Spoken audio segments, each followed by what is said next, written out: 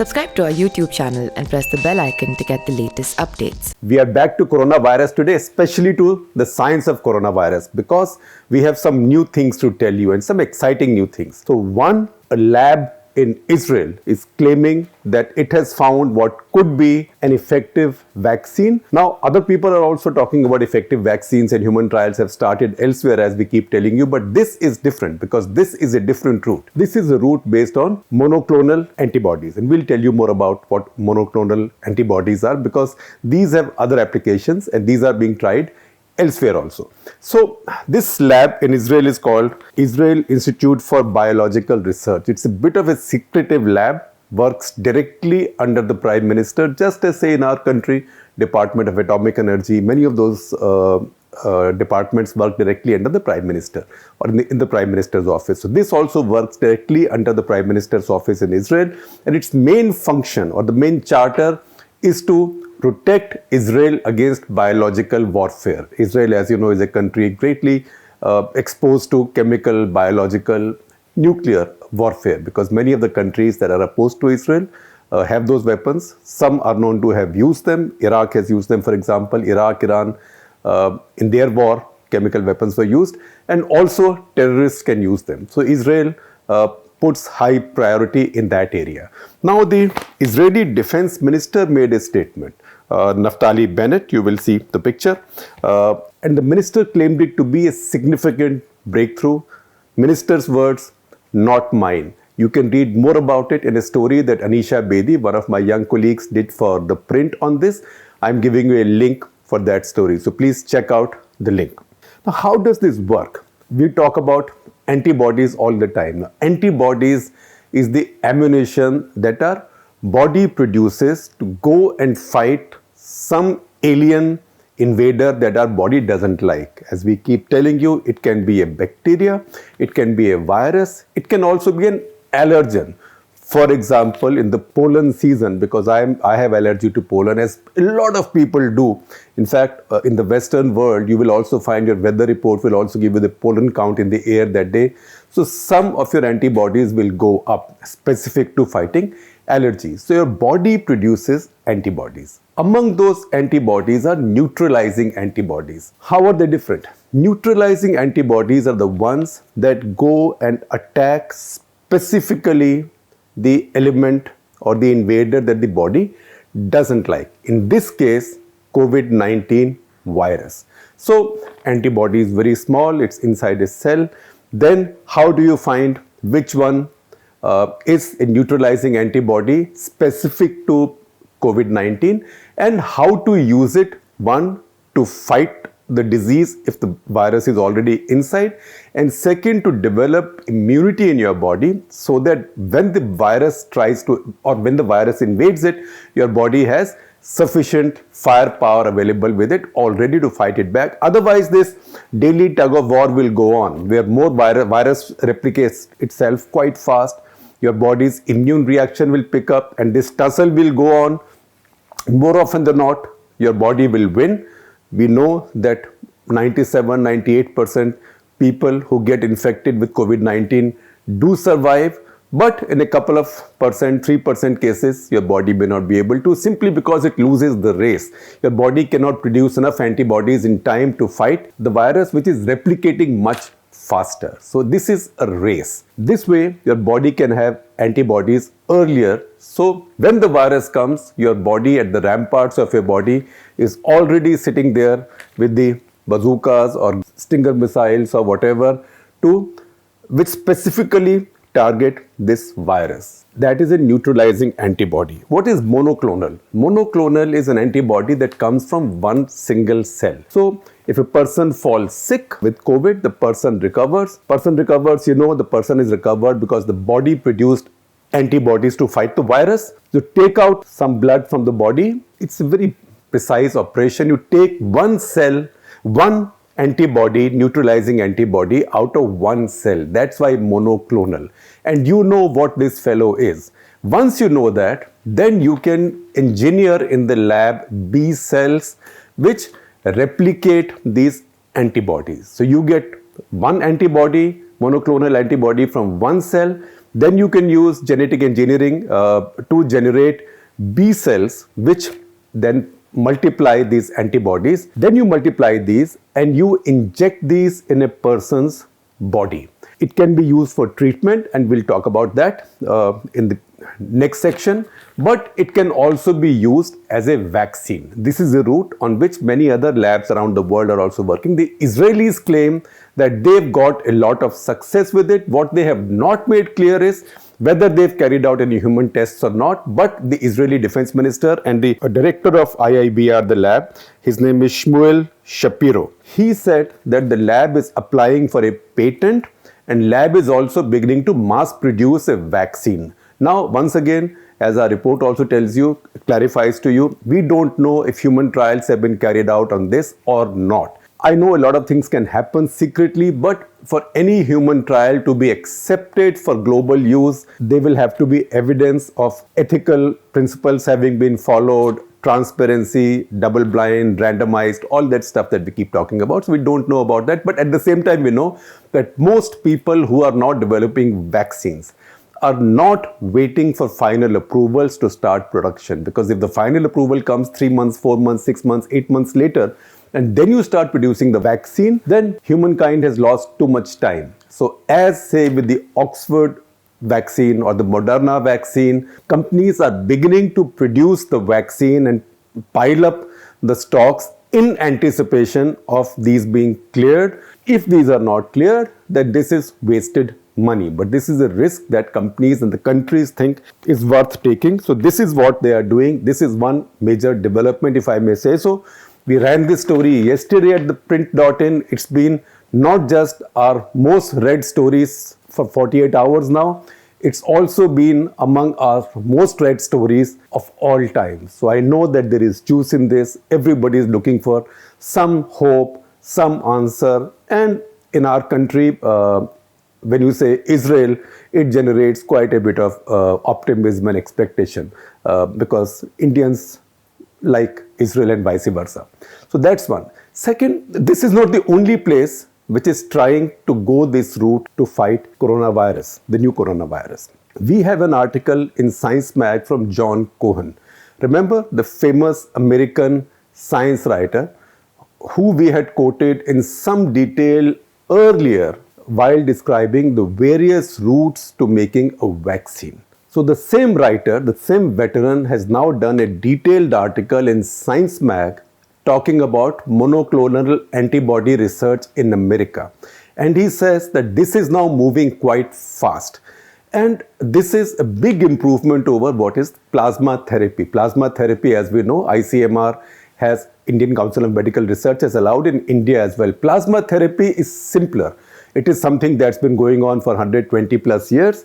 1897-98 was the first time plasma therapy was tried to cure patients of diphtheria. That is when antibiotics were not available, penicillin had not been invented, and diphtheria was a killer disease. So plasma from patients who had recovered was then injected into patients who were suffering with the expectation that these antibodies will go into the patient's body and fight the disease. It had worked 122 years ago, so there is no reason why logically it should not work now. And in many countries, China, America, and also to the extent that trials have taken place in India, it looks like plasma therapy is working. But plasma therapy is cumbersome because you take one person's blood, take out the plasma and inject in another. Now, anybody's blood, anybody's plasma can have hundreds of kinds of antibodies. So you are injecting all those antibodies into a person in the hope that one will go and hit the target. So one is that guided missile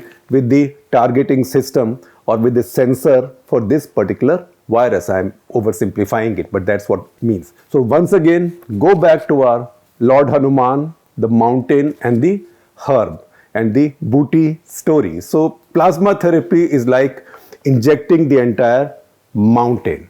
Monoclonal antibody is like finding that one herb or that one booty that works. So these are companies in America who are working on these projects, and he talks about a particular project at University of Vanderbilt that's working with drug firm AstraZeneca. And there is an interesting story there about a doctor who went to Wuhan, and from Wuhan to Beijing for the Chinese Lunar New Year.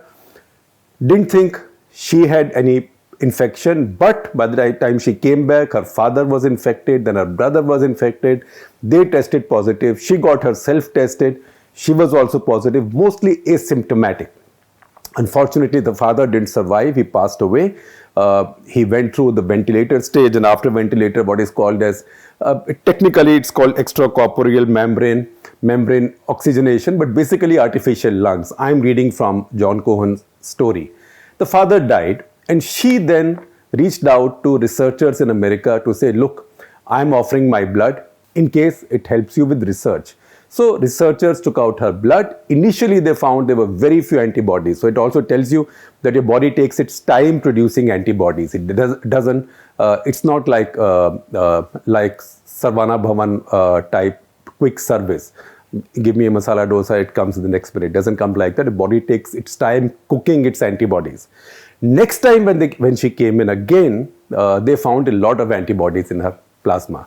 And then they began working on it, and this project then started in earnest. After that, others have also come and donated. It has become a large project now. So how do monoclonal antibodies work? We have told you monoclonal antibodies are taken out of one cell. You know that this is the neutralizing fellow. In fact, it's called a NEUT also. This is the fellow that I need. This is my Stinger missile, right? This is my Ramban or whatever.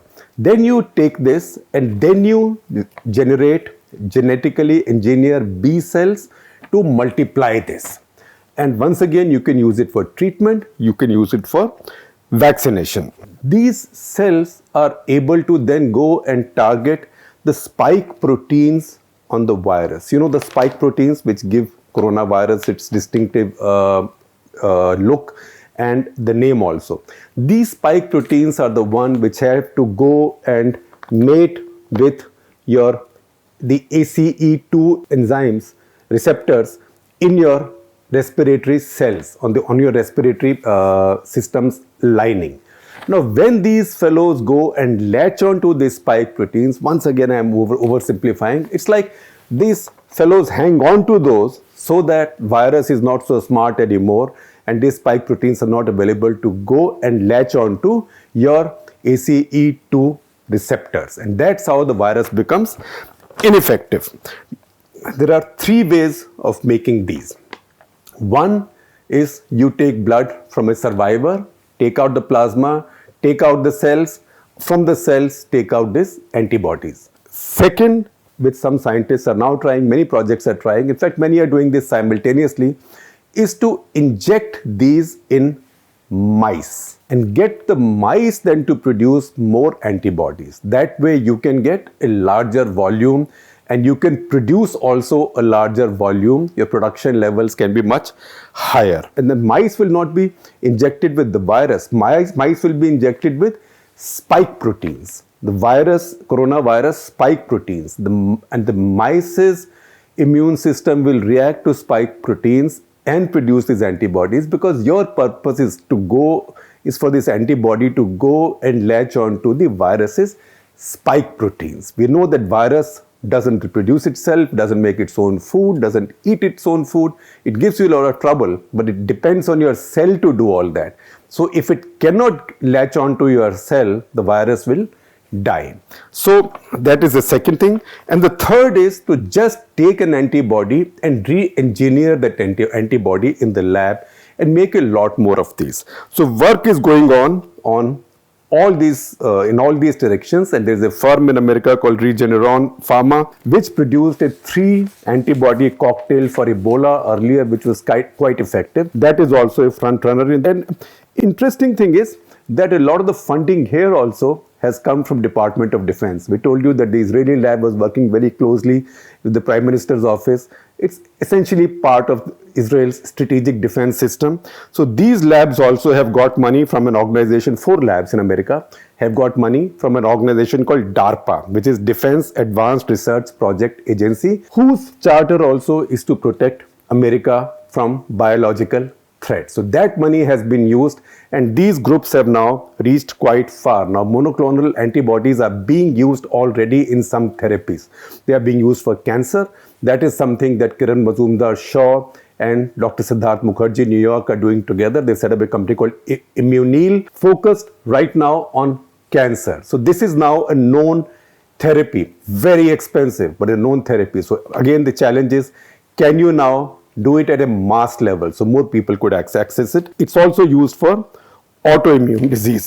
So that is where we are. These are important signs of progress in dealing with coronavirus. So once again, remember, drugs will come and vaccines will come. Important thing is to delay getting infected, ideally avoid getting infected, and if not, then delay getting infected, because every 2 weeks something new will become available. As we know, remdesivir, which is a drug from Gilead, the American firm, has already been approved for emergency use. As we speak, Government of India has received 1,000 doses of remdesivir through WHO to be used on patients, seriously sick patients in India, as part of the WHO sponsored Global Solidarity trial, and some patients in India have already been randomized and dosed with remdesivir. So that's an improvement, and now more things are coming in. So hang on, hold your breath and hang on. And while more drugs and injections are coming on, quite importantly, more tests are also coming on, because the test right now is quite cumbersome. Also, it takes a long time. It's quite uncomfortable. It takes a long time. So the whole world has been searching for antibody tests. Antibody tests which have been used so far, these are quick tests. You can put a lot of samples in a machine, results come out very quickly. But they have been quite inaccurate until now. That's why a few tests that India was buying from a couple of Chinese companies, those orders were cancelled because tests that were sent to Rajasthan for trials turned out to be inaccurate. Now, another big firm, Swiss drug firm, Roche, all of us know Roche. I think our moms used to eat, I think it was Saridon, which was a headache pill that Roche used to make. So Roche is something that we know since our childhood. Or there was some painkiller brand from Roche which all our parents ate. Roche has come up with a new antibody test which gives you the result in 18 minutes. This test has now been approved by US FDA for emergency use. It's a big deal and it's a big change. Remember, Roche also came up with the most reliable RT-PCR test in March. Almost like a gold standard now. So I saw an interview with the Roche CEO, whose name is Severin Schwan, on CNN, Julia Chatterley, and he said this test has 100% accuracy and 99.8% specificity, which means that only in 1 out of 500 cases, only 1 out of 500 tests, it can give you a false positive. So it's as accurate as the RT-PCR test. It is not taken out with a pinprick. It's from a blood sample. It will be taken out of your vein, a blood vessel, by a phlebotomist, just as is done for your regular blood pathological tests. He also says that his company is capable of manufacturing 100 million, that is 10 crore tests a month by the end of this year. That's a lot of tests. Think of America. America just has 30 odd crore people. So, and then there'll be, company will have factories elsewhere. So other companies, as they approve this, will this test be available in India or not? So I don't know for sure, but I can tell you what the company's CEO said, what Severin Schwan said. He said that we will sell this test or make this test available to all those countries that accept CE mark. CE is Conformité Européenne, don't mind my pronunciation. It means it's a European certificate saying this conforms to European standards. Now, in principle, I know that I'm told that India accepts the CE mark. I'm sure this will then go through Indian drug controller and approval processes, which once a decision is made will be quite fast. So after some time, I'm back with coronavirus, but with some optimistic news on several fronts, which is very important at a time when India's numbers are going up.